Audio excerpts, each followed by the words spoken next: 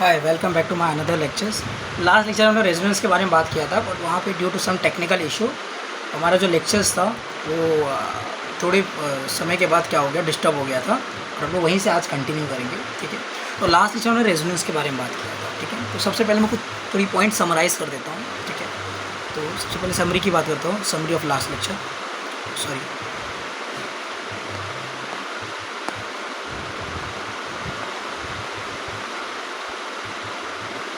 तो लास्ट में हमने रेजोनेंस के बारे में देखा था, रेजोनेंस इफेक्ट के बारे में देखा था। तो रेजोनेंस इफेक्ट किसका कंसेप्ट है? Concept of pi bond, concept of pi bond. ठीक है, किस सिस्टम में रेजोनेंस दिखेगा? जब सिस्टम में क्या होगा, कॉन्जुगेटेड कॉन्जुगेशन होगा, कॉन्जुगेशन और डीलोकलाइजेशन ऑफ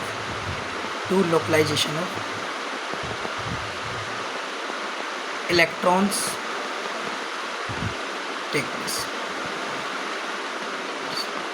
ठीक है, रेजोनेंस और मेसोमेरिक में थोड़ा सा डिफरेंस होता है, थोड़ा सा बहुत बड़ा डिफरेंस होगा, टू बी ऑनेस्ट बात करें। ठीक है, तो बहुत जगह इसको सिमिलर कंसीडर करते हैं, लेकिन सिमिलर होते नहीं है। रेजोनेंस और mesomeric totally different things. Okay, तो हम लोग बाद में इसके बाद नेक्स्ट हमारा आएगा मेसोमेरिक ही आएगा, तो मैं आपको बता दूंगा मेसोमेरिक इफेक्ट होता क्या है। ठीक है, पर हम लोग जब रेजोनेंस की बात करें तो रेजोनेंस में हम लास्ट लेक्चर में देखा था कि वो एक पाई बॉन्ड का कंसेप्ट है। ठीक है, और सेकंड ऐसे सिस्टम में होता है जहाँ पे सिस्टम हमारा कॉन्जुगेटेड होगा और जो इलेक्ट्रॉन्स हो गए वो डीलोकलाइजेशन में होंगे। ठीक है ना, on the basis of that हम लोगों ने रेजोनेंस को दो भाग में क्लासीफाई किया था। एक होता है प्लस आई आर वाला ग्रुप और एक होता है माइनस आर वाला। प्लस वाले वैसे ग्रुप होंगे जो इलेक्ट्रॉन देंगे, इलेक्ट्रॉन डोनेट करेंगे टू द सिस्टम, जो इलेक्ट्रॉन देने का काम करेंगे। माइनस आई कौन जो इलेक्ट्रॉन विड्रॉ करेंगे from the system, from system. ठीक है, अब अगर प्लस आर वाले ग्रुप रहेंगे जो इलेक्ट्रॉन सिस्टम में देंगे तो क्या होगा, सिस्टम की इलेक्ट्रॉन डेंसिटी इंक्रीज हो जाएगी। इलेक्ट्रॉन डेंसिटी ऑफ सिस्टम क्या हो जाएगी, इंक्रीज हो जाएगी। और यहाँ पे क्या होगा, इलेक्ट्रॉन डेंसिटी ऑफ सिस्टम क्या हो जाएगी, डिग्री, बिकॉज सिस्टम से इलेक्ट्रॉन आप अपनी तरफ खींच रहे हो। अब ये अगर इलेक्ट्रॉन डेंसिटी इंक्रीज हो तो ये किसकी तरह एक्ट करेगा, न्यूक्लियोफाइल की तरह एक्ट करने वाला आगे चल के, और इलेक्ट्रॉन रिच स्पीसीज की तरह एक्ट करेगा। और ये किसकी तरह एक्ट करेगा, act as electron deficient species, मतलब इलेक्ट्रोफाइल्स। तो ये सब हमने लास्ट लेक्चर में देख लिया था, हमने बहुत सारे इसकी कंसेप्ट देख लिए थे। ठीक है, लोकलाइज और डीलोकलाइज अनायन क्या होते हैं, ठीक है, उसके बारे में हमने देख लिया था। रेजोनेंस में हमारे अनायन जो होते हैं वो डीलोकलाइज होने चाहिए। ये सब हम लोगों ने पूरा अच्छे से देख लिया। क्योंकि फिनॉल के हम रेजोनेटिक स्ट्रक्चर देखे थे, एनिलीन के देखे थे रेजोनेटिक स्ट्रक्चर। फिर पेरिडीन के बारे में बात किया था, पेरिडीन के जो लोन पेयर होते हैं वो क्यों डीलोकलाइजेशन में पार्टिसिपेट नहीं करते। ठीक है, उनके बारे में हम लोगों ने अच्छे से बात किया था। ठीक है, अब हम लोग जो लास्ट लेक्चर में हम लोग जो देख रहे हैं, जहाँ से हमारा लेक्चर डिस्टर्ब हुआ था, वो टॉपिक था cross conjugation, concept of cross conjugation, concept of cross conjugations. ठीक है, तो क्रॉस कॉन्जुगेशन कैसे देखे, जैसे हम लोग लास्ट टाइम एक सिस्टम लिए थे, सिस्टम ये इस प्रकार का सिस्टम था। ठीक है, अब देखो ये तुम्हारा ए सिस्टम, ये तुम्हारा बी और ये तुम्हारा सी। जो ए और बी है ना, वो आपस में क्या है, कॉन्जुगेशन में है, तो ये कॉन्जुगेटेड है। सिमिलरली बी एंड सी क्या है तुम्हारे आपस में, कॉन्जुगेटेड है। लेकिन जब ए और सी की बात करोगे तो ये आपस में कॉन्जुगेशन में है क्या, नो। ए वाला इधर है, इधर पे डबल बॉन्ड है, और सी वाले के लिए इधर, तो डिस्टेंस काफ़ी ज़्यादा है, कॉन्जुगेशन में नहीं है यहाँ पे, तो नॉट कॉन्जुगेशन। ठीक है, अगर आपसे पूछा जाए कि भैया कोई कंपाउंड है जो एक लीनियर कॉन्जुगेशन दिखा रहा है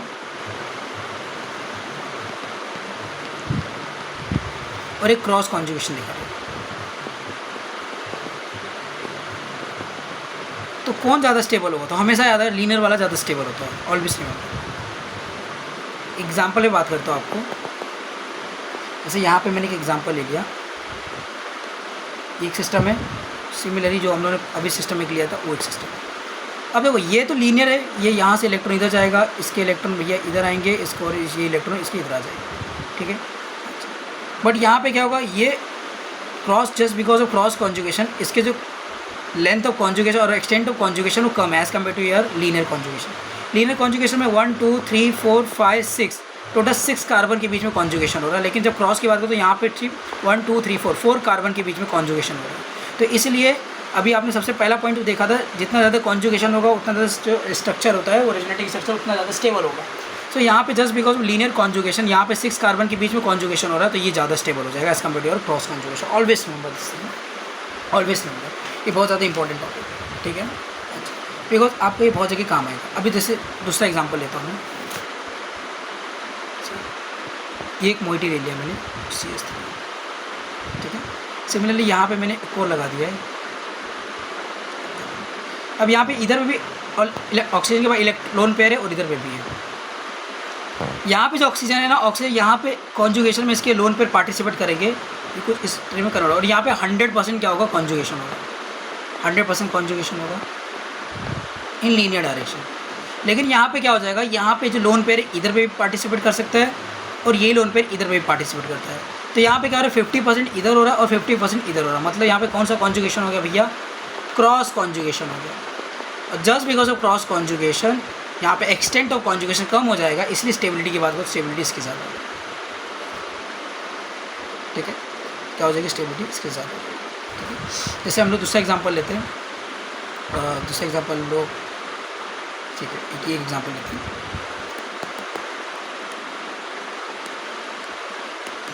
ये सिस्टम है, सिमिलरली एक दूसरा सिस्टम और ले लिया।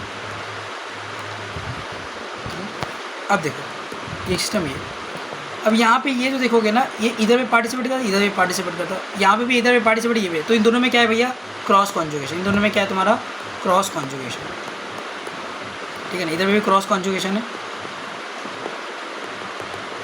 और इधर में भी क्या है तुम्हारा, क्रॉस कॉन्जुगेशन, ठीक है। जब भी क्रॉस कॉन्जुगेशन होता है ना, तो वहाँ पे एक्सटेंट ऑफ कॉन्जुगेशन डिक्रीज हो जाती है और वो लेस स्टेबल रहता है as compare to linear conjugation. ये हमेशा आपको बात ध्यान में रखनी है, क्योंकि थोड़ा एडवांस टॉपिक में आता है, ठीक है।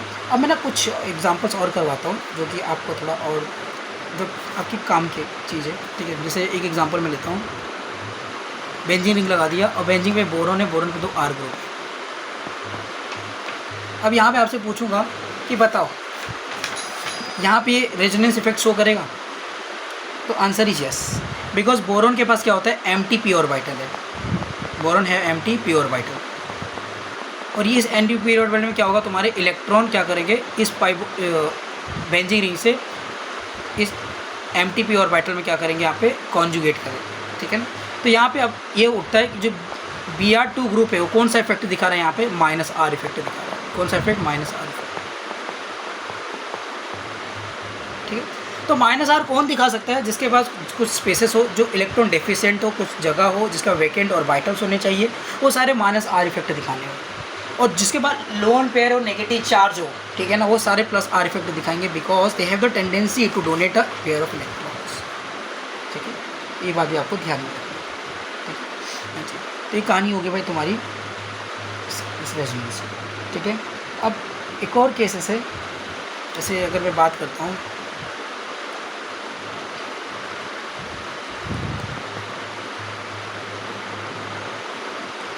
PS3 के बारे में बात करते हैं, ठीक है। इसके बारे में PS3,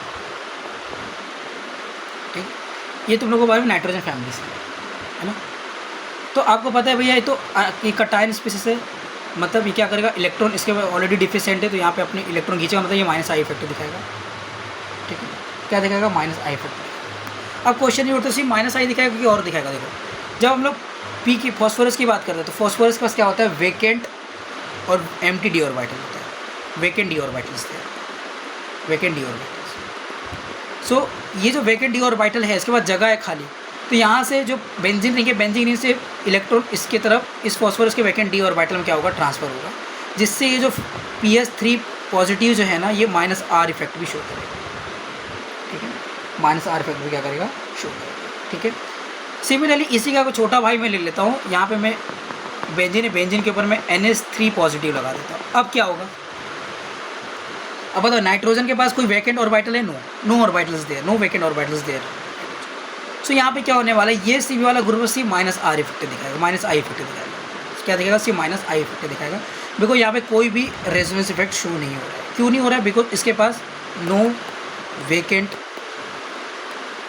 और वाइटल।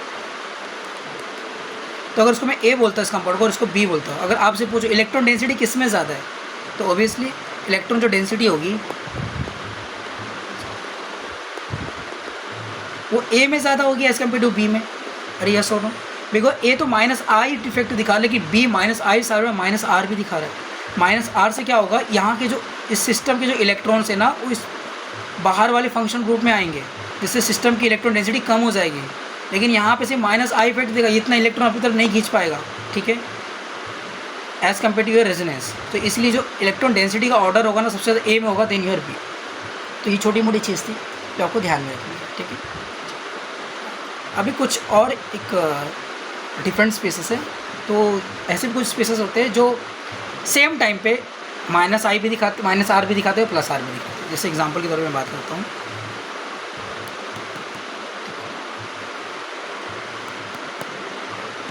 ये वाले ग्रुप, ठीक है। अब देखो, जब यहाँ से कॉन्जुगेशन में कुछ इस प्रकार आएगा ये, तब ये जो ग्रुप है ना, ये जो ग्रुप, ये माइनस आर इफेक्ट शो करेगा। वाई? बिकॉज इलेक्ट्रॉन डेंसिटी कम कर रहा है। लेकिन जब इस सल्फर के लोन पेयर पार्टिसिपेट करेंगे तो लोन पेयर इधर जाएंगे, ठीक है, तो ये जो लोन पेयर ये प्लस आर इफेक्ट शो करेगा, ठीक है। तो ऐसे भी कुछ ग्रुप्स होते हैं ऑर्गेनिक में जो एट सेम टाइम पे minus R and minus plus R दोनों शो करते हैं, ठीक है। दूसरा एग्जांपल मैं लेता हूँ, जैसे ये NO है, ठीक है। अगर यहाँ से इलेक्ट्रॉन आया तो जब ये सिस्टम इन्वॉल्व होगा कॉन्जुगेशन में तो यहाँ पे माइनस आर दिखाएगा, लेकिन इस नाइट्रोजन के लोन पे जब इन्वॉल्व होंगे तो ये प्लस आर दिखाएगा, ठीक है। तो ये बात आपको ध्यान में रखना है, ये थोड़ी एक्सेप्शन केसेस है, ठीक है ना। एक्सेप्शन थोड़ा अलग तरीके से बिहेव करते हैं, तो ये भी आपको ध्यान में रखना है, ठीक है। तो हम लोग फटाफट, हमारा तो रेजोनेंस के बारे में पूरी कहानी खत्म हो चुकी है। तो इसके लिए अब नेक्स्ट टॉपिक जो हम लोग जा रहे हैं, हम लोग इसके एप्लीकेशंस के बारे में बात करते हैं, ठीक है। Let's talk about application of resonance. Application की बात करते हैं।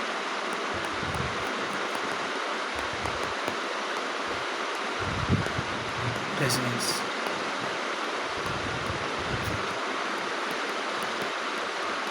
ठीक है। तो सबसे पहला एप्लीकेशन, इसकी एप्लीकेशन कहाँ कहाँ आएगी, देखो मैं इधर ही आपको समराइज़ कर दे रहा हूँ। उसके अंदर जो क्वेश्चंस करेंगे ना, तो हम लोग क्वेश्चन बहुत सारी चीज़ों को ऑटोमेटिक पता चल जाएगा, ठीक है। देखो सबसे पहला टॉपिक पॉइंट, बिकॉज हम लोग एक क्रैश क्रॉस टाइप पढ़े तो उसमें ज़्यादा डिटेल में पढ़ेंगे नहीं, ठीक है। फिर भी मैं आपको इसमें बहुत सारी चीज़ बताते हुए चले जा रहा हूँ। सबसे पहला पॉइंट आता है स्टेबिलिटी ऑफ और एप्लीकेशन ऑफ रेजोनेंस में। सबसे पहला आएगा stability of carbocation. Stability of कार्बो,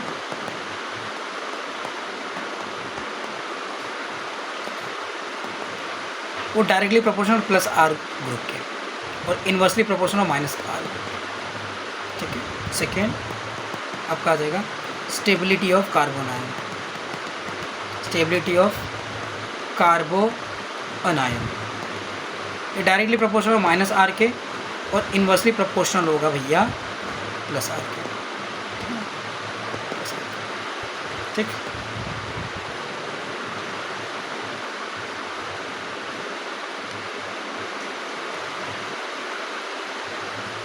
inversely proportional, inversely proportional directly proportional, inversely proportional हो जाएगा भाई साहब प्लस आर, ठीक है।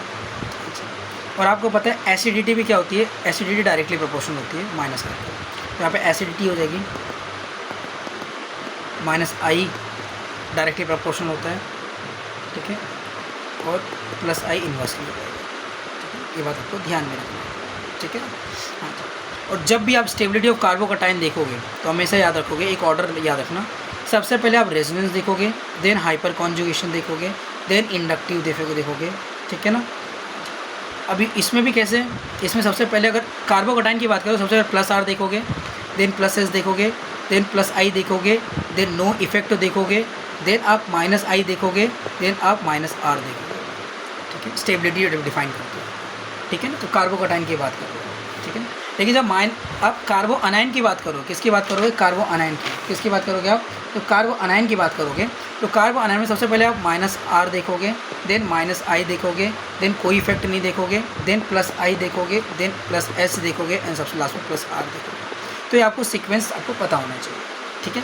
जैसे यहाँ पे हम डायरेक्टली हम लोग क्वेश्चंस करते हैं, बिकॉज हमारा जो जीओसी का मेन जो टॉपिक था बहुत हद तक हमारा जीओसी काफ़ी हद तक कंप्लीट हो चुका है, ठीक है। सो हम लोग कुछ क्वेश्चंस करते हैं, on the basis of that हम लोग ये रिज्यूम करेंगे कि हमारा जीओसी जो हम लोग पढ़ रहे हैं अभी तक उसका यूज़ हो रहा है या नहीं। तो मैं जा रहा हूँ आपको कुछ क्वेश्चंस देने। तो यहाँ पे सबसे पहला क्वेश्चन है, क्वेश्चन नंबर फर्स्ट। आप लोग वीडियो को पॉज करना, और पॉज करने के बाद अगर आपने लेक्चर्स अच्छे से देखा है, मैं आपको बोल रहा हूँ अगर आपने लेक्चर्स अच्छे से देखा है तो प्लीज़ वीडियो को रोको, और रोकने के बाद आप क्या करो, सॉल्व करो, ठीक है।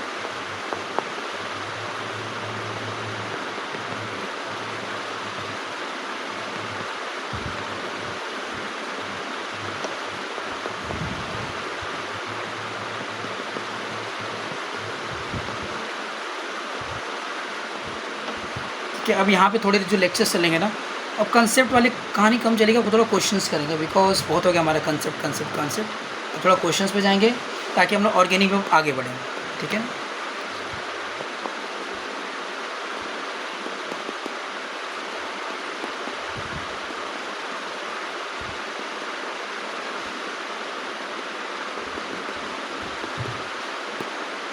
ये सारे तुम्हारे ई DEF G, ठीक है। कितने का अमाउंट है, 1 2 3 4 5 6 7, ठीक है। आपको बताना स्टेबिलिटी ऑफ कार्बो अनायन। देखो यहाँ पे सारे, देखो अगर आप देखोगे सिर्फ यहाँ पे जो ग्रुप अटैच्ड है, मैं आपको मार्क कर दे रहा हूँ, कौन से पेन से मार्क करूँ, इस पेन से करता हूँ। ये जो ग्रुप है या ये सिर्फ ग्रुप अलग अलग है साहब जो, ठीक है। बाकी जो रिमेनिंग मोइटी जो बची है वो सारी सेम है, ठीक है। सो अगर आपसे मैं पूछता हूँ बताओ कौन सा कार्बो अनायन ज़्यादा स्टेबल है। सो यहाँ पे हम लोग जब बात करेंगे तो NO2 की बात करते हैं सबसे पहले। तो NO2 जो है, NO2 कौन सा इफेक्ट शो करता है, NO2 क्या करेगा, इससे अपनी इलेक्ट्रॉन अपनी तरफ खींचे तो ये -R इफेक्ट शो करेगा। CN में क्या करता है, -R इफेक्ट शो करता है। क्लोरीन है भाई साहब, तो क्लोरीन हमेशा क्या दिखाएगा, आपने पढ़ा था भैया हेलोजन रहेगा, क्लोरीन तो -I इफेक्ट शो करेगा because of their electronegativity. Hydrogen कोई इफेक्ट नहीं दिखाएगा। CH3 है तो CH3 क्या दिखाता है भैया, CH3 आपको +I दिखाएगा, ठीक है ना, क्या दिखाएगा, +I दिखाएगा। और OCH3 आपको कौन सा इफेक्ट दिखाएगा, OCH3 इसके लोन पेयर होते तो अंदर जा सकते तो ये +R दिखाएगा। और NH2 यहाँ पे इसके भी लोन पेयर अंदर जा सकते तो +R दिखाएगा। अब देखना है आपको स्टेबिलिटी ऑर्डर। तो अभी हमने देखा कार्बन आयन के लिए सबसे पहले क्या था, -R। तो अब इन दोनों में सबसे -R किसका ज़्यादा होगा, तो NO2 का -R इफेक्ट ज़्यादा था as compare to your CN। तो यहाँ पे सबसे ज़्यादा स्टेबल कौन हो जाएगा, A हो जाएगा, देन योर B हो जाएगा। उसके बाद आप क्या देखो, I कौन शो कर रहा है, तो I वाला तुम्हारा C है। उसके बाद कोई इफेक्ट वाला नहीं तो D। उसके बाद +I देखो तो +I वाला हो जाएगा E। अब उसके बाद +R, और आप हाँ इन दोनों में कंपेरिजन करोगे तो कौन ज़्यादा इलेक्ट्रॉन डोनेशन कर सकता है, तो देखो नाइट्रोजन लेस इलेक्ट्रोनेगेटिव होता है as compare to your oxygen, ठीक है ना। यहाँ पे जो नाइट्रोजन सेंटर है ये लेस इलेक्ट्रोनेगेटिव होता है as compare to your oxygen. उसके बाद डोनेशन एबिलिटी ज़्यादा होती है एज कम्पेयर टू ऑक्सीजन, तो ये ज़्यादा डोनेशन कर सकता है, इसीलिए ज़्यादा स्टेबल कौन हो जाएगा भैया, तुम्हारा F वाला हो जाएगा, और सबसे लास्ट में हो जाएगा तुम्हारा G वाला। तो ये स्टेबिलिटी ऑर्डर आ गया कार्बो अनायन की, ठीक है ना। क्या होगी, स्टेबिलिटी ऑर्डर ऑफ योर कार्बो अनायन, ठीक है। यहाँ पे लिख रहा हूँ स्टेबिलिटी ऑर्डर ऑफ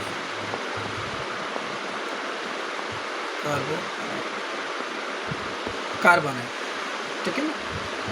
तो ये बात भी आपको ध्यान में रखना है, ठीक है। तो ये तुम्हारे कुछ क्वेश्चंस हो गए थे, ठीक। अभी तुमको मैं डायरेक्टली नए इसमें कंसेप्ट लेके जाता हूँ, ठीक है, जिसको बोलते हैं मेसोमेरिक। देखो हमारा रेजोनेंस ऑलमोस्ट कंप्लीट हो चुका है, ऑलमोस्ट क्या पूरा कंप्लीट हो चुका है, ठीक है। आप इसी स्लाइड के बेस पे आप पूरा रेजोनेंस के बारे में कर सकते हो, जो भी आपको करना है, ठीक है। सबको पता होना चाहिए कौन इलेक्ट्रॉन लेगा कौन इलेक्ट्रॉन देगा, ठीक है। यहाँ पे रेजोनेंस हमारा खत्म होता है, ठीक है। अब हम लोग थोड़ा बात करते हैं मेसोमेरिक के बारे में। जब ये बहुत बड़ा मिसकंसेप्शन है हमारे पूरे ऑर्गेनिक केमिस्ट्री में कि भैया बहुत जगह रेजोनेंस और मेसोमेरिक को सेम कहा जाता है, बट है डिफरेंस है। यहाँ पे टॉपिक डालते हैं, नया टॉपिक, और उसको ध्यान से देखना आप, मेसोमेरिक इफेक्ट।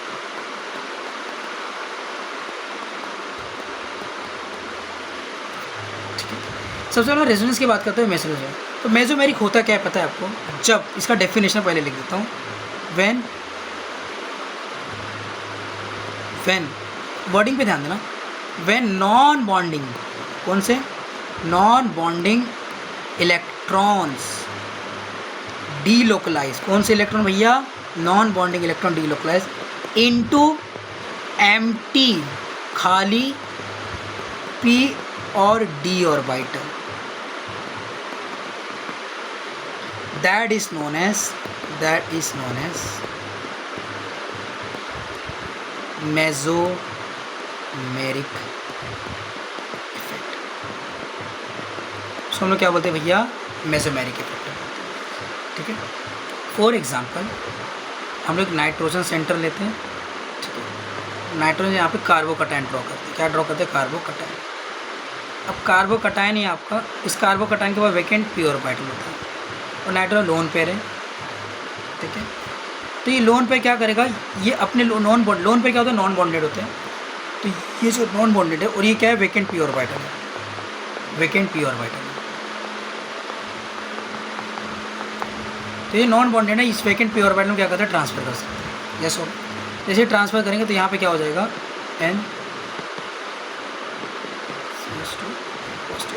अरे ये सॉरी, अब आप बोले सर ये तो रेजोनेंस से दिख रहा है। यस, रेजोनेंस से दिख रहा है लेकिन रेजोनेंस है नहीं। ठीक है, यहाँ पे क्या हो रहा है? यहाँ पे नॉन बॉन्डेड इलेक्ट्रॉन क्या कर रहे हैं? वैकेंट p और d ऑर्बिटल में ट्रांसफर। इसी को बोलते हैं मेसोमेरिक इफेक्ट। और जब बॉन्डेड इलेक्ट्रॉन ट्रांसफर होते हैं भैया, और बॉन्डेड में भी कौन सा? पाई बॉन्डेड। सो इसको बोलते हैं रेजोनेंस इफेक्ट। क्या बोलते हैं भैया? Resonance effect. तो resonance is concept of pi bonding और mesomeric is a concept of non bonded electrons. Mesomeric किसका कंसेप्ट है भैया? नॉन बॉन्डेड इलेक्ट्रॉन का। तो जब नॉन बॉन्डेड इलेक्ट्रॉन पार्टिसिपेट कर रहे हैं तो वहाँ पे कौन सा इफेक्ट शो होता है भाई साहब? वहाँ पे तुम्हारा कौन सा इफेक्ट शो होगा? वहाँ पे होगा तुम्हारा मेसोमेरिक इफेक्ट। कौन सा इफेक्ट? मेसोमेरिक। ठीक है, अब क्लासिफिकेशन जब करोगे मेसोमेरिक की तो आप उसकी क्लासिफिकेशन करते हैं। तो मेसोमेरिक भी दो टाइप की होती है।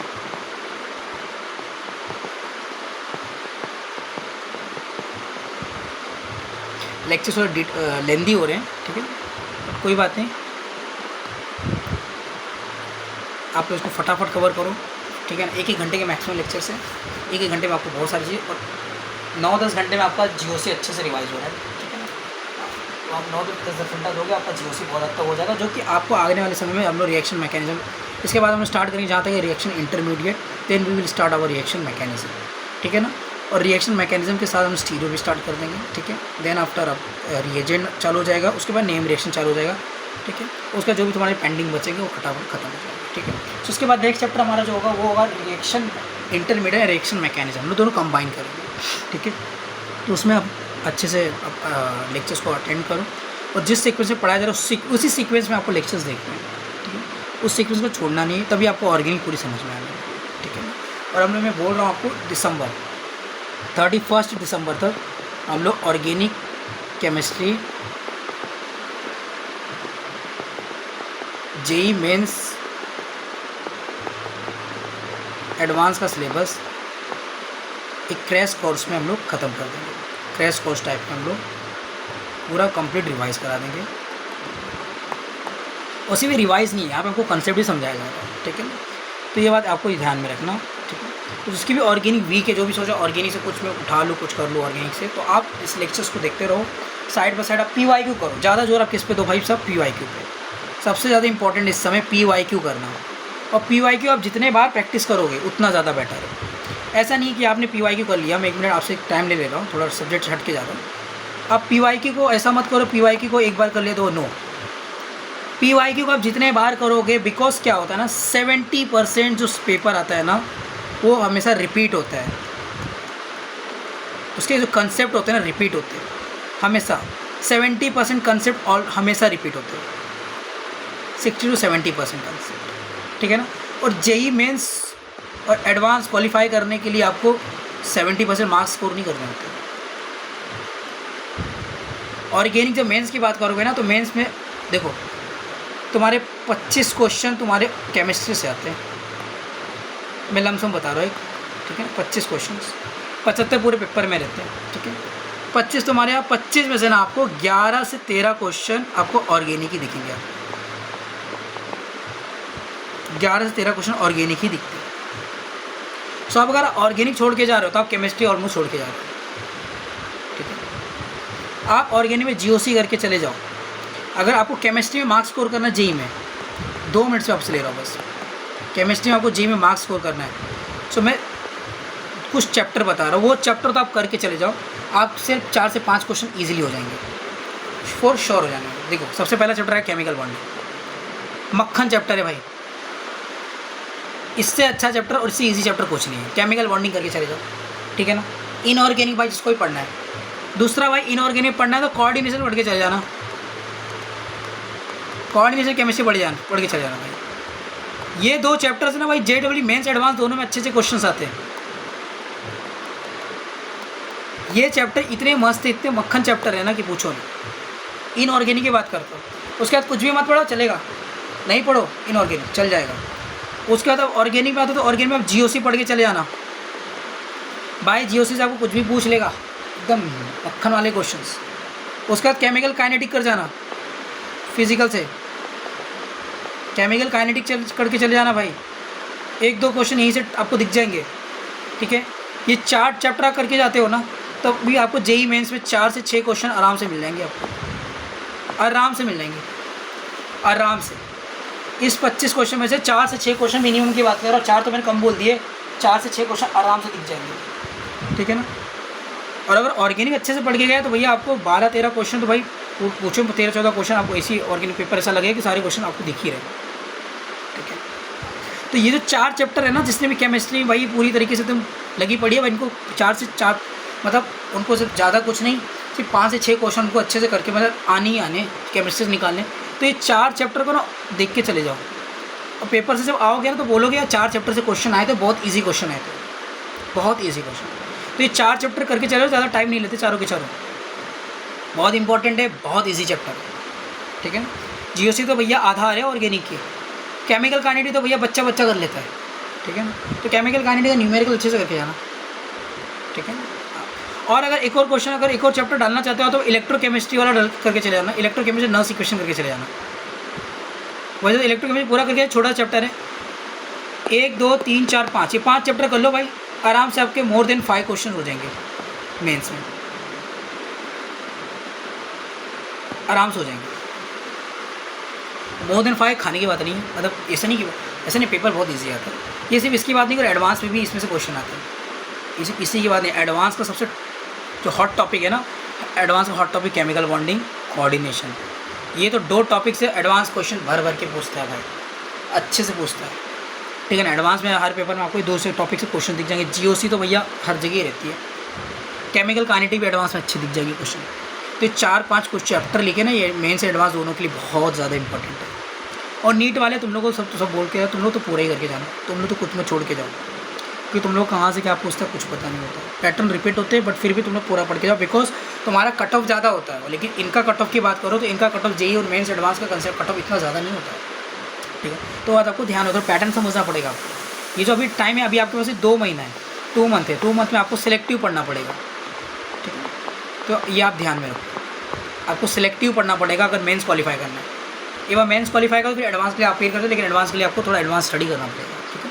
तो ये हो गया हमारी भाई आउट ऑफ द सिलेबस वाली और आउट ऑफ द टॉपिक वाली बात, ठीक है। तो हम लोग बैक टू आवर टॉपिक पे आते हैं, हमारे टॉपिक पे भैया जो हमारे टॉपिक चल रहा है उस पर आते हैं। तो हमारा टॉपिक अभी क्या चल रहा था, मेसोमेरिक के टाइप्स।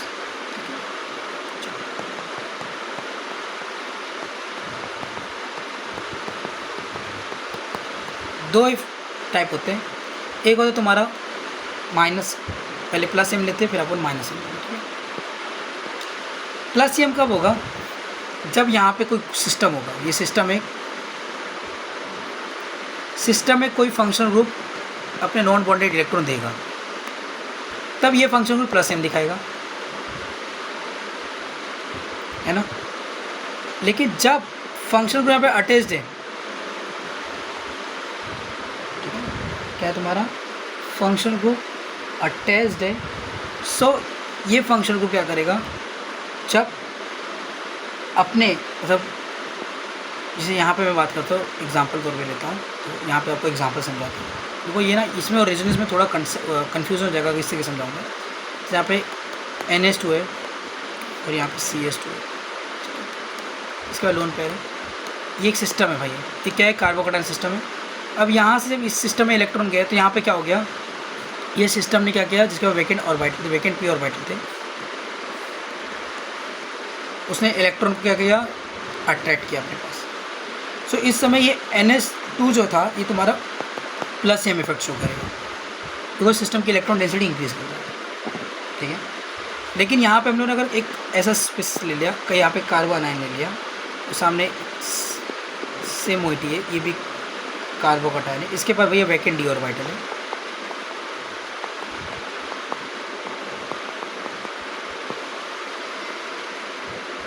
अब सिस्टम कौन है तुम्हारा, ये फंक्शनल ग्रुप है।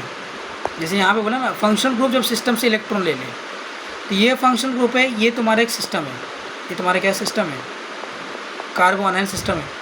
अब ये सिस्टम तुम्हारे फंक्शनल ग्रुप में इलेक्ट्रॉन डोनेट कर रहा है, तो अब क्या हो जाएगा, जैसे फंक्शनल ग्रुप है ये -m की तरह इफेक्ट करेगा, किसकी तरह इफेक्ट करेगा, -m।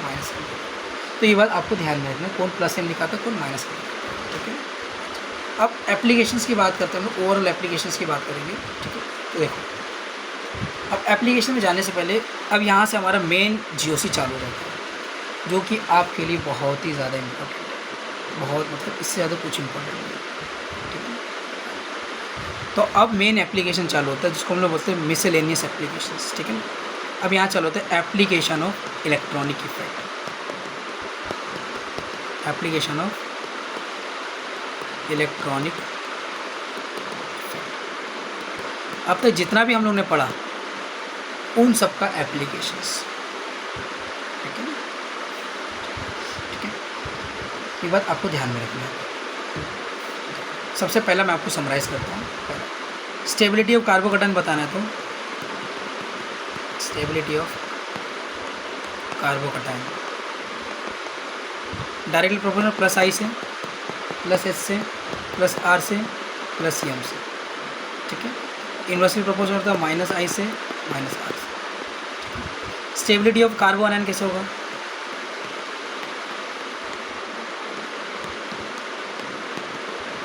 डायरेक्टली प्रोपोर्शनल -I से, -H से, फिर -R से, -M से, -M, सब लिखते नहीं है, ठीक है, ठीक है। और डायरेक्टली बोलो +I से, और ये आप लिखते हुए चले जाना, ठीक है। अब ये डायरेक्टली प्रोपोर्शनल एसिडिटी से, हमेशा याद रखना, ये डायरेक्टली प्रोपोर्शनल होता है भैया एसिडिटी से, ठीक है। अभी हम लोग आते हैं भैया कुछ क्वेश्चंस पे, कुछ धुआंधार क्वेश्चंस पे आते हैं, ठीक है, ताकि हम फटाफट अपने जो GOC के जो कंसेप्ट है उसको, लेकिन उससे पहले मैं आपको एक छोटा सा ट्रिक बताना चाहता हूँ, ठीक है। जैसे मैं आपको कुछ क्वेश्चंस रखता हूँ, हाँ, आप लोग बताओ, जैसे मैं क्वेश्चन रखता हूँ कुछ, ये तो तुमने एप्लीकेशन, पहला एप्लीकेशन ये, दूसरा ये, अब तीसरा जो है ना, यहाँ पे मैं क्वेश्चन लिख रहा हूँ, इसी के बेस पे हमारा तीसरा हमारा एप्लीकेशन आएगा, जो कि तुम्हारा बहुत अच्छा ट्रिक है, और JEE में यहाँ से क्वेश्चन आता है, यहाँ से क्वेश्चन, इस टॉपिक से क्वेश्चन आता है। अगर आपने इस ट्रिक को अच्छे से नहीं समझा, आपका ये क्वेश्चन कभी भी सॉल्व होने वाला है। क्वेश्चन मैं आपको देता हूँ, आप लोग बताओगे स्टेबिलिटी ऑफ कार्बोकैटायन के बारे में, स्टेबिलिटी ऑफ कार्बोकैटायन, 3 स्पेसिस दे रहा हूँ आपके सामने, और ये हमारे सर ने हमको बताया था, ठीक है। तो अभी हम लोग आगे ट्रिक बताएंगे, और अच्छा ट्रिक है, इसे सारे क्वेश्चन राइट होते हैं, सारे क्वेश्चन राइट होते हैं इससे। बोलते हैं ना, गुरु अगर टीचर अच्छा होता है ना तुम्हारे पास, हमेशा याद रखना, अगर तुम्हारे पास टीचर अच्छा है, कौन अच्छा है, टीचर तुम्हारे पास अच्छा है ना, तो तुमको भाई किसी चीज़ की ज़रूरत नहीं होती है, तो बात ध्यान में रखना हमेशा, ठीक है। अगर तुम्हारा टीचर अच्छा है, इसलिए टीचर से बड़ा कुछ नहीं होता, एक गुरु से बड़ा कुछ नहीं, गुरु अच्छा है, गुरु भाई, गुरु ने अगर आपको गुरु का आशीर्वाद मिल गया तो आप या किसी भी फील्ड में एक अच्छा कर सकते हैं, ठीक है। तो ये चीज़ है, इसलिए आप जो टीचर्स हैं ना, उनकी ज़्यादा रिस्पेक्ट किया करें, खास करके मतलब सबकी करना चाहिए टू बी ऑनेस्ट, बट आजकल के बच्चे करते नहीं हैं, ठीक है। सो आप वो थोड़ा ध्यान में रखो, बिकॉज उन्हीं के आप बदौलत ना आप बहुत कुछ करते हो। हमको लगता है ये सब चीज़ काम में नहीं आती, लाइफ में कहीं ना कहीं सब सारी चीज़ काम आती है, हमारा बिहेवियर बनता है ऐसे, ठीक है ना। तो ये बिहेवियर ही काम आती है हर जगह। नो डाउट ये आपको केमिस्ट्री काम में नहीं आएगी, बट केमिस्ट्री पढ़ते पढ़ते आप जो चीज़ सीखोगे, ठीक है ना, आपकी जो ऑब्जर्विंग जो पावर होगा, ऑब्जर्वेशन जो स्किल हो जाएगी, वो जो बिल्ड होगी, तो किसी न किसी फील्ड में आपको यूज़ करेगी, मतलब आपको बहुत हेल्प करने वाली है। तो ये सारी चीज़, हर एक चीज़ जर्नी होती है भाई, ठीक है ना।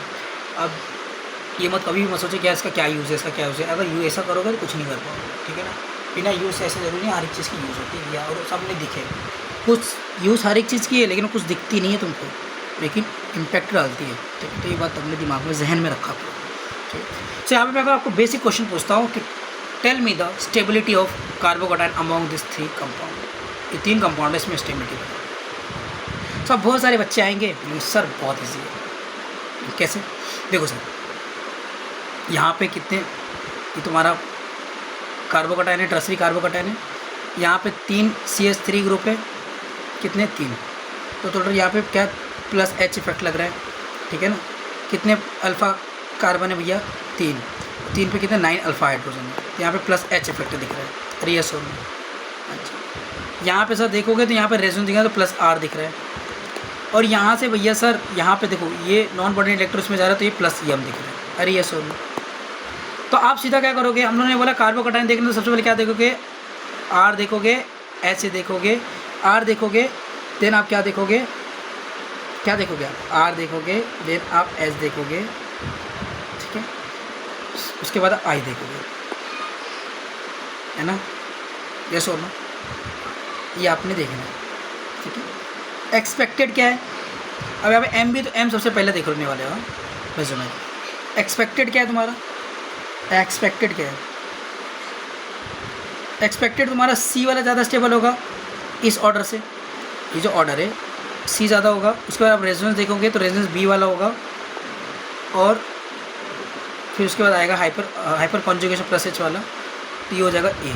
तो ये एक्सपेक्टेड ऑर्डर है, ये होना चाहिए ना कंसेप्ट के हिसाब से। ऑर्डर तो ये होना चाहिए, C भी है, लेकिन एक्चुअल ऑर्डर क्या आता है मालूम है? एक्चुअल ऑर्डर आता है A B C। ये मार्क कर रहा भाई, मोस्ट इम्पोर्टेंट। किससे मार्क कर दो? लाल कर दो क्या इसको?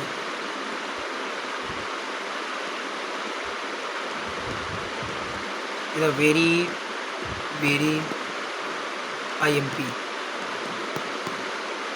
कंसेप्ट लिख देता भाई, लाल कर दिया मैंने। ध्यान देना भाई, क्यों ऐसा हो रहा है, ठीक है। फिर बहुत सारी एग्जांपल ले सकता हूँ, लेकिन मैं आपको डायरेक्ट ट्रिक बताता हूँ, रूल्स बताता हूँ ऐसा क्यों हो रहा है। देखो ध्यान से, तो अभी जो रूल्स पढ़ाया जा रहा हूँ ना, पढ़ाने जा रहा हूँ, उस रूल्स को हम लोग बोलते हैं, उसको मैं लाल कौन सा कलर में बताऊँ आपको? येलो कलर में। येलो कलर चलेगा ना? अच्छा, इस रूल को बोलते हैं, हमारे जो सर थे, सर का नाम था छात्रा सर, दी छात्रा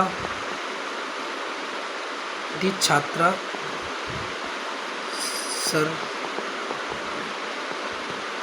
ये कोई टेक्स्ट बुक का रूल नहीं है, सर ने खुद बनाया था, ठीक है। किसके लिए? To determine stability of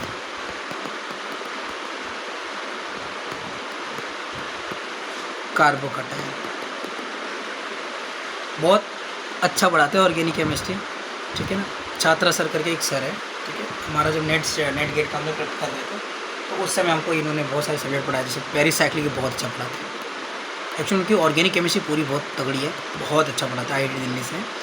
but इनका जो पेरिसाइक्लिक जो रिएक्शन है ना, वो क्या पढ़ाते हैं यार, एकदम ज़बरदस्त पढ़ाते हैं IIT दिल्ली से सर, ठीक है।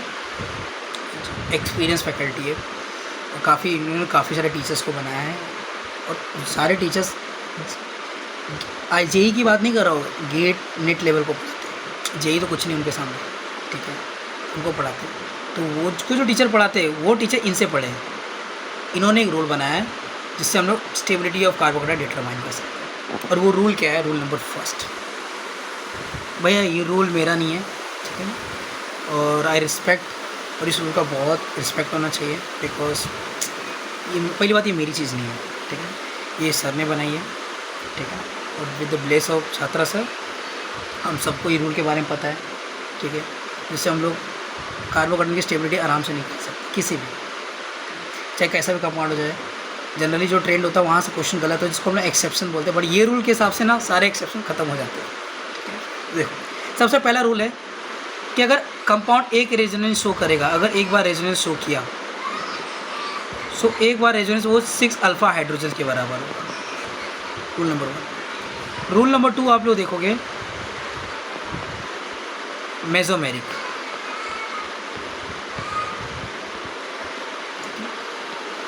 अगर मेसोमेरिक इफेक्ट तुम्हारा नाइट्रोजन शो करेगा, ऑक्सीजन शो करेगा, फ्लोरीन शो करेगा, अगर नाइट्रोजन शो करेगा तो 12 अल्फा हाइड्रोजन के बराबर होगा, ऑक्सीजन रहेगा तो 8 अल्फा हाइड्रोजन के बराबर होगा, और फ्लोरीन होगा तो 4 अल्फा हाइड्रोजन के बराबर। और लास्ट रूल होगा इसका, रूल नंबर 3, अगर अल्फा हाइड्रोजन सेम है, if alpha hydrogen is same, मतलब number of alpha hydrogen same, तो हम लोग जाएंगे भैया आई इफेक्ट, इंडक्टिव इफेक्ट के पास जाएंगे। और इफ इंडक्टिव इफेक्ट में भी 2 कहानी चलेगी, अगर प्लस आई वाला ग्रुप रहा तो क्या करेगा, कटायन को स्टेबलाइज करेगा, स्टेबलाइज कटायन, और अगर माइनस आई वाला रहा तो डी स्टेबलाइज करेगा।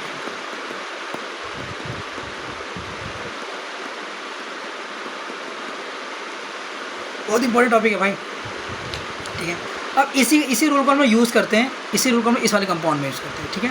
जैसे यहाँ पे देखोगे तो यहाँ पे ऑर्डर आना चाहिए था हमारा, ये आना चाहिए था, लेकिन आ क्या रहा है तुम्हारा, ये आ रहा है, ये आ रहा है क्या, नहीं, आ क्या है, ये आ रहा है, ठीक है। जनरल ट्रेंड से ये आना चाहिए था, ये किससे आना चाहिए था, जनरल ट्रेंड से, लेकिन आ रहा है क्या, नहीं, क्यों नहीं आ रहा, देखो क्या बोला, अगर एक भी बार रेजोनेंस शो करेगा, पहला रूल, तो 6 अल्फा हाइड्रोजन के बराबर होगा, ठीक है। तो देखो अभी यहाँ पे अगर बात करोगे तो पहला कितने अल्फा हाइड्रोजन यहाँ पे, 9 अल्फा हाइड्रोजन, यहाँ पे एक बार रेजोनेंस शो कर रहा है, तो एक बार रेजोनेंस शो करेगा तो कितने अल्फा हाइड्रोजन के बराबर, 6, तो यहाँ पे 6 अल्फा हाइड्रोजन हो गए, ठीक है। अच्छा, अब यहाँ पे देखो, अगर यहाँ पे बोला है कि यहाँ पे मेसोमेरिक फ्लोरीन रहा, फ्लोरीन यहाँ पे मेसोमेरिक शो कर रहा है, और कितने 4 अल्फा हाइड्रोजन। अब बताओ, इसके बाद 9 अल्फा हाइड्रोजन, इसके बाद 6 अल्फा हाइड्रोजन, और उसके बाद 4 अल्फा हाइड्रोजन है, तो अब स्टेबिलिटी ऑफ कार्बोकटन कैसे आ जाएगा, ए आएगा, बी आएगा, देन सी आएगा। अरे यस और नो, ठीक है। ये रूल एक बार देखना, उसको अप्लाई करना। जैसे मैं और क्वेश्चंस लेता हूँ आपके सामने, बहुत अच्छे अच्छे क्वेश्चंस है, यहीं पे आपको एक क्वेश्चंस में लिख के देता हूँ। जैसे क्वेश्चन ए है, एक कंपाउंड ए लिख रहा हूँ मैं, ठीक है, ध्यान से देखो, ठीक है। जैसे कंपाउंड में ए लिखता हूँ मैं, चलो ए है, ये तो लिख दिया मैंने, सिर्फ तो बी,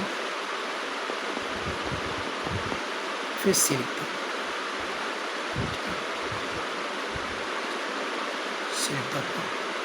ये CH3 लेता हूँ, CH2 लेता हूँ, प्लस लेता हूँ, सेम मोटी लेता हूँ, उसमें यहाँ पे मैंने ट्रस्ट हटा दिया। अब बताओ इसमें से कौन सा कार्बोकटन ज़्यादा स्टेबल होगा, तो देखो यहाँ पे 3 अल्फा हाइड्रोजन है, यहाँ पे एक रेजोनेंस है, तो यहाँ पे 6 अल्फा हाइड्रोजन हो गया, ठीक है ना। यहाँ पे ये फ्लोरीन प्लस CM दिखा रहा है, तो फ्लोरीन के 4 अल्फा हाइड्रोजन हो गया। अब तो यहाँ पे स्टेबिलिटी ऑफ कार्बोकटाइन का ऑर्डर क्या हो जाएगा, स्टेबिलिटी ऑफ कार्बोकटाइन का जो एक्चुअल ऑर्डर आएगा वो क्या आएगा, बी आएगा, देन सी आएगा, देन ए आएगा, है ना। लेकिन जनरल ट्रेंड से क्या आता है, इसी का अगर जनरल ट्रेंड होता था, जनरल ट्रेंड से क्या आ रहा था, जनरल ट्रेंड्स का देखोगे तो कैसे होगा, सबसे पहले आप क्या देखोगे, सबसे पहले इसमें देखोगे भैया आर वाला इफेक्ट, देन देखोगे हाइपर कॉन्जुगेशन, देन देखोगे इंडक्टिव, तो उसके on the basis of that क्या आ जाएगा, यहाँ पे एक्सपेक्टेड क्या आएगा, यहाँ पे एक्सपेक्टेड आएगा आपका सी आएगा, ठीक है, सी आएगा, बिकॉज यहाँ पे एम भी देखेंगे सबसे पहले, सी आएगा, देन आपका बी आएगा, देन आपका ए आएगा। लेकिन आ क्या रहा है, ये एक्सपेक्टेड है, ये क्या है तुम्हारा एक्सपेक्टेड जनरल ट्रेंड से, लेकिन एक्चुअल कौन सा, ये है तुम्हारा एक्चुअल, ठीक है ना। तो यहाँ से आप सारे क्वेश्चंस कर सकते हो इस एक छोटे से रूल से, और ये छोटा सा नहीं, बहुत इंपॉर्टेंट रूल है, ठीक है, काफ़ी ज़्यादा इंपॉर्टेंट होगा, ठीक है। जैसे मैं यहाँ पे एक बहुत अच्छा क्वेश्चन देता हूँ जो कि एक अच्छे एग्ज़ाम में आया है, ठीक है, एक नेट CSR नेट एग्ज़ाम में आया है क्वेश्चन, ठीक है। तो क्वेश्चन मैं ले रहा हूँ, ये आपके लेवल का नहीं है लेकिन ये CSIR नेट एग्जामिनेशन में आया है, लेकिन आप JEE की प्रिपरेशन कर रहे हो तो आप इस क्वेश्चन को भी आप अप्रोच कर सकते हो, ठीक है। जैसे एक कंपाउंड है OCS, ठीक है, ये कंपाउंड A है, दूसरा कंपाउंड लेते हैं CS3 SH यहाँ पे मैं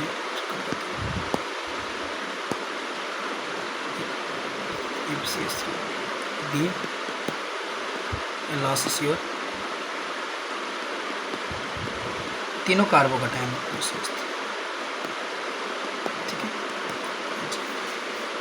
अब आपसे पूछा पता इन तीनों में ज़्यादा स्टेबल कौन है, ये प्लस है कार्बोकैटायन ज़्यादा स्टेबल कौन है, बहुत अच्छा क्वेश्चन है। कौन सा कार्बोकैटायन ज़्यादा स्टेबल है बताओ, थोड़ा टाइम लो, पोज करो, इसके आंसर्स करो, सोच लो, तो टाइम लो, पोज करो और आंसर्स करो।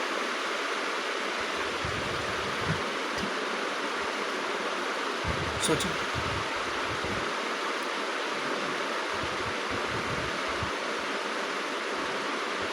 सोच लिया,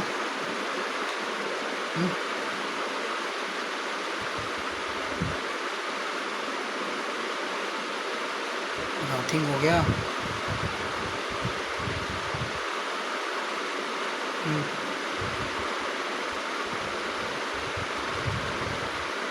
इस पर थिंक करो, इस क्वेश्चन पे, ठीक है। तो बहुत अच्छा क्वेश्चन है, आप 1 मिनट का टाइम लो पूरा, 1 मिनट बाद मैं आपको खुद बताऊंगा इसके आंसर्स का, ठीक है। टेक योर टाइम, स्टेबिलिटी बतानी है।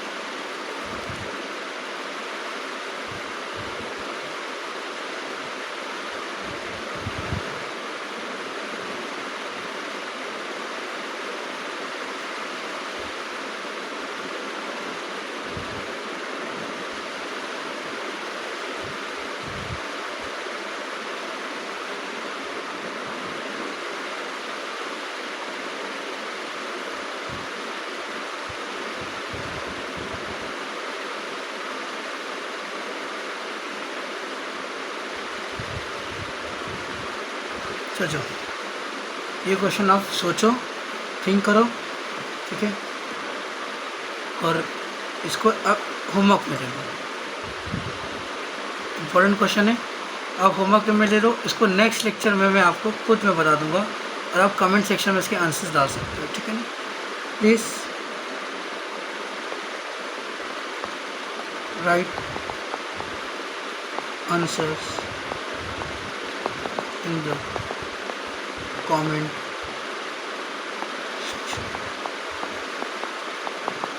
ठीक है। बहुत अच्छा क्वेश्चन है, एक मक्खन सा क्वेश्चन है, ध्यान रखना, ठीक है। अभी हम लोग आगे मूव करते हैं, आप इसी के बेसिस पे जो ऊपर हम लोगों ने कंसेप्ट देखा उसी के बेसिस पे आप पूरा बता सकते हो, ठीक है। सो ये सारी कहानी हो गई भाई साहब तुम्हारे GOC की पूरी कहानी हो गई, ठीक है ना। और भी मैं कुछ सारे क्वेश्चंस दे रहा हूँ जो कि आप होमवर्क में ले लोगे। क्या करोगे आप लोग होमवर्क में करोगे तो मैं कुछ क्वेश्चंस आपको लिख के दे रहा हूँ, ठीक है। जैसे मैं क्वेश्चंस मैंने आपको लिख के दे रहा हूँ, आप सारे क्वेश्चंस आप लोग करोगे, ठीक है।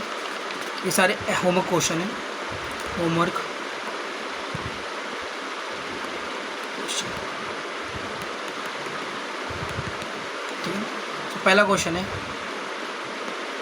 स्टेबिलिटी बतानी, सबकी क्या बतानी है, स्टेबिलिटी बतानी है। सारी चीज़ आपने कर चुकी है, ठीक है, सारे कंसेप्ट आपने पढ़ लिया है। CS3 यहाँ याद रखो ये है, ठीक है। अब कोई नहीं बोलेगा कि सर ये नहीं हुआ वो नहीं हुआ, सब हो चुका है उसमें, जितना पढ़ाना था GOC में इस टॉपिक के रिलेटेड उतना हो चुका है, ठीक है। तो आप लोग घर पे जाओगे, आराम से बैठोगे और सारे क्वेश्चन आप लोग लगाओगे, ठीक है। मैं सारे क्वेश्चन आपको लिख के दे रहा हूँ, आप लोग क्वेश्चन नोट डाउन कर लेना, और सारे अच्छे क्वेश्चन है, ठीक है ना, सारे बहुत हाई लेवल के क्वेश्चन है और सारे मस्त क्वेश्चन है आपके मेंस के लिए। सारे क्वेश्चन है मेंस के लिए, जो भी अपेयर कर रहे हो मेंस और एडवांस के लिए। प्लीज़ ये जो क्वेश्चंस मैं आपको दे रहा हूँ उसको एक बार गो थ्रू ज़रूर करो, ठीक है। ऐसा नहीं बोल रहा हूँ कि यही आएंगे, बट यस ये क्वेश्चन जो है ना वो काफ़ी ज़्यादा आपको कॉन्फिडेंस देगा, ठीक है, कि यस कि हाँ ये क्वेश्चंस है, अच्छे क्वेश्चंस हैं। बिकॉज जिसकी प्रिपरेशन होगी थोड़े अच्छे क्वेश्चंस के थ्रू जाओ। स्टेबिलिटी बतानी है सबने।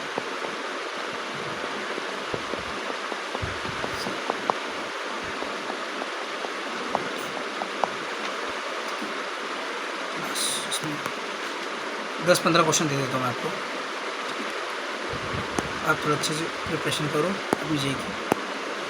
सब क्वेश्चन फटाफट लिखो, प्लीज़ वीडियो लेक्चर्स देखो और इसको शेयर करो। खास करके उन लोगों के साथ करो भैया जो जेई का एडवांस जेई का पेपर देने वाले, ठीक है। और जिनको भी ऑर्गेनिक केमिस्ट्री में थोड़ी भी दिलचस्पी है तो उनको आप शेयर करो, बिकॉज ये उनके लिए बेनिफिशियल ज़्यादा होगा। और इसको यूटिलाइज़ करो आप, बिकॉज कुछ चीज़ें ना फ्री में मिलती है ना, तो हमारा इंसान जो हमारी इंसान की जो टेंडेंसी होती है ना, हम उसको यूटिलाइज़ नहीं करते चीज़ को, ठीक है। इधर है इलेक्ट्रॉन, इधर है इसी होता है, तो हमको वो यूटिलाइज़ करना भी आना चाहिए। तो फ्री में पढ़ाया जा रहा है हर एक चीज़, ठीक है। सो यहाँ पे आपको यूटिलाइज़ करना है इसको, ठीक है। नहीं अगर यूटिलाइज़ करते हो कोई बात नहीं, कोई बात नहीं, कोई बुरी बात नहीं है, आपकी चॉइस है, जो भी कर सकते हो, आपकी लाइफ है भाई, ठीक है। उसमें मैं कभी नहीं रोक पाऊँगा। फिर भी मैं आपको सिर्फ सजेस्ट करूँगा कि प्लीज़ जो भी चीज़ फ्री में मिल रही है उसकी कदर करो आप, ठीक है। बिकॉज आज फ्री में है, कल फ्री में नहीं रहेगी ये चीज़।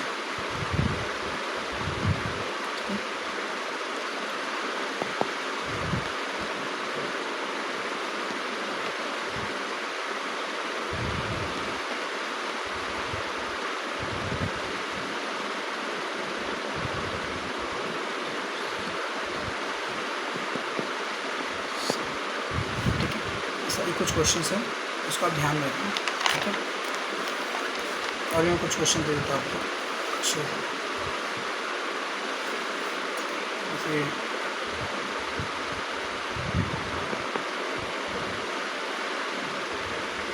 क्वेश्चन हो चुके हैं,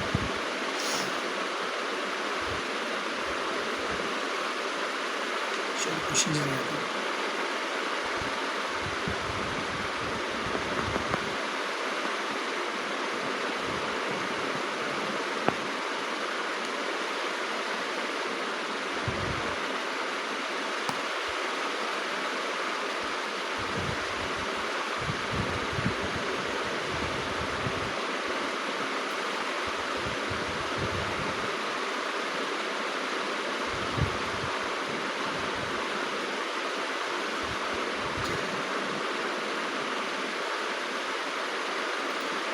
यहाँ पे मैं लगा देता हूँ आपको NH2 A, ये हो गया OCH3 B, ये हो गया CH3 C, ये हो गया आपको Cl D, यहाँ पे आप Cn लगा दो E, ठीक है।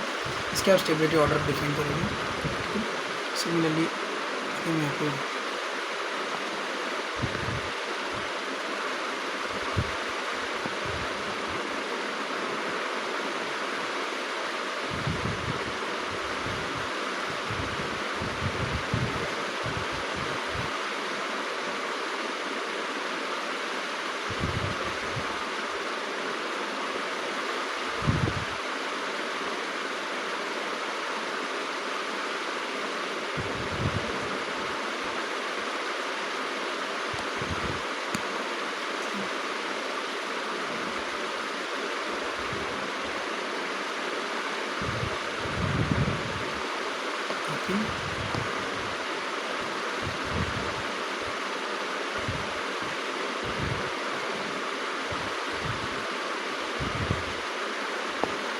बना देते हैं बना देते हैं CH2। थोड़ा वर्क नहीं कर रहा है सिस्टम, कल भी बीच में लैग हो गया था तो हमारा लेक्चर ही बंद हो गया था।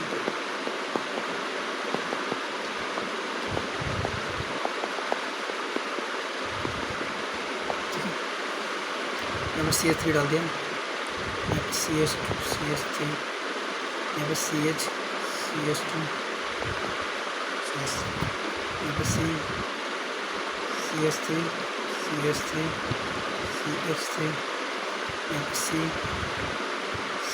Cl, Cl, Cl, C, Ci, Ci, A, B, C, D, E, F। कुछ क्वेश्चंस हो जाए तो क्या आपको क्या करना है, घर पे जाकर ट्राई करना, ठीक है ना। और इसमें कोई भी ये नहीं करेगा कि सर मुझे ये नहीं आ रहा वो नहीं आ रहा, नहीं, यू हैव टू ट्राई। देखो कुछ क्वेश्चन और ले लो। CS3 है, तो CS3 A, CS3 CS2 हाँ सॉरी, कार्बो कटाने सर सारे यहाँ पे OCS3 है, CS2, ये B, CS3 और तो क्या CS3, यस, ठीक है। ये भी आपको क्या करना है, ध्यान में रखना है, ठीक है। क्वेश्चन सिस्टम ऑर्डर आपको बतानी है, ठीक है। रिपोर्ट ठीक है, चलो और रिपोर्ट ले लो।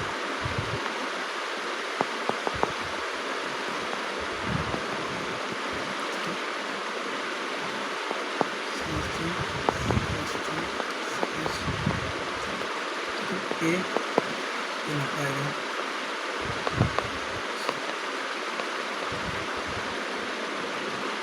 CD3, CD3, CD3 B, then आपके यहाँ पे आएगा CS2, CS3, C, लास्ट आपका आ जाएगा यहाँ पे। थोड़ी हैंड राइटिंग ख़राब हो रही है, ठीक है, तो उसको आप देख लेना। तो बेंजीन में प्रॉपर बना ले रहा हूँ, ठीक है। उसको आप जज मत करना भाई, ठीक है, हम इंडियन है भाई, जज ज़्यादा करते, ठीक है, तो थोड़ा जज नहीं करो, ठीक है। काम पे ज़्यादा ध्यान रखो, जज हमारा करने का हमारी आदत होती है, ठीक है, तो वो चीज़ नहीं होनी चाहिए। बस अब मैं आपको ना एक और 2-3 क्वेश्चन देता हूँ, उसको एक छोटा सा कंसेप्ट आपको लिखवा के मैं चले जाऊँगा, ताकि इस टाइप के क्वेश्चन आपको करने के लिए बहुत ईजी होगा, ठीक है। आप उसी कंसेप्ट के बेस पे ना, on the base of that concept आप सब चीज़ कर लो, ठीक है। कुछ क्वेश्चंस और मैं लिखवा दे रहा हूँ। OCS3 है, ठीक है, और पॉजिटिव चार्ज इधर है A, OCS3 है, और सही इधर है B, OCS3 है, और सही इधर है C। स्टेबिलिटी निकाल के देना, ठीक है। लास्ट क्वेश्चन में देता हूँ इसमें, उसके बाद कुछ कंसेप्ट है, मैं डायरेक्ट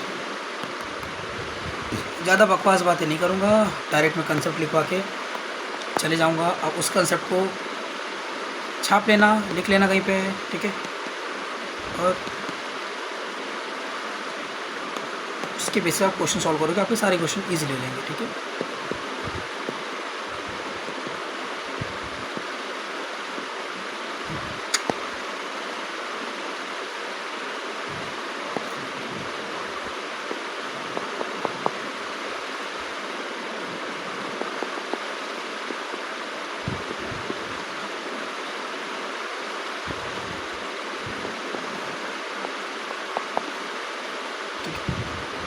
तो मैं एक कंसेप्ट में लिखवा रहा हूँ, उस कंसेप्ट को आप लोग ध्यान में रखना प्लीज़। मेन कंसेप्ट जो आपको जो पीछे क्वेश्चन है उसको सॉल्व करने के लिए काम आएगा, ठीक है। ये मेन कंसेप्ट है, यहाँ पे मैं रेड मार्क कर दे रहा हूँ प्लीज़, ठीक है। हाईली इंपॉर्टेंट लिख दे रहा हूँ, हाईली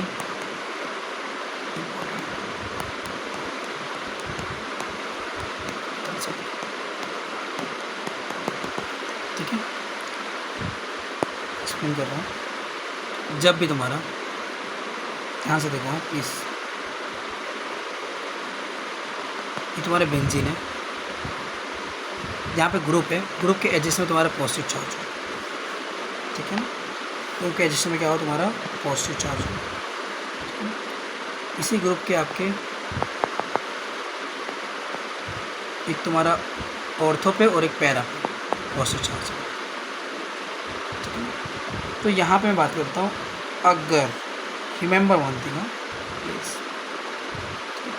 ये चीज़ ध्यान में रखना, ठीक है। अगर ये जो ग्रुप है, ये ग्रुप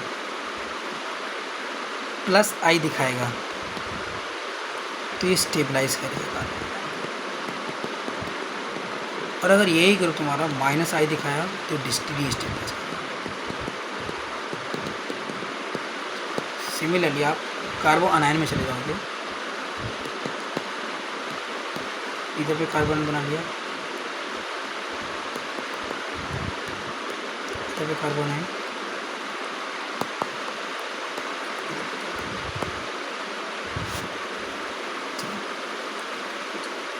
तो अब देखो, जब जो ग्रुप ये ए है जी, ये अगर प्लस आई दिखाएगा और ये माइनस आई, प्लस आई दिखाए तो डी स्टेबलाइज करेगा, और अगर माइनस आई दिखाए तो स्टेबलाइज करेगा।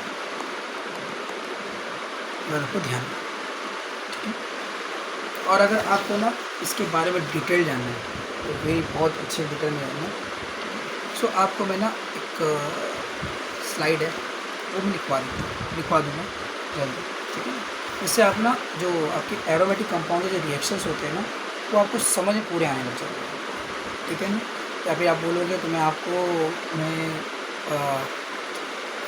नोट्स सेंड कर दूँगा, ठीक है, कि ऑलरेडी हमारी कंसेप्ट बहुत ज़्यादा हो रही है, बिकॉज हमको क्रैश कोर्स चलाना, तो क्रैश कोर्स में सब चीज़ नहीं, टू बी ऑनेस्ट सब चीज़ नहीं पढ़ा सकते, ठीक है।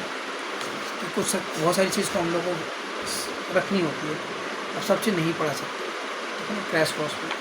बट फिर भी हम लोग आपको बहुत सारी ऐसी चीज़ बताते हैं जो आपको बहुत काम में आने वाली है, ठीक है।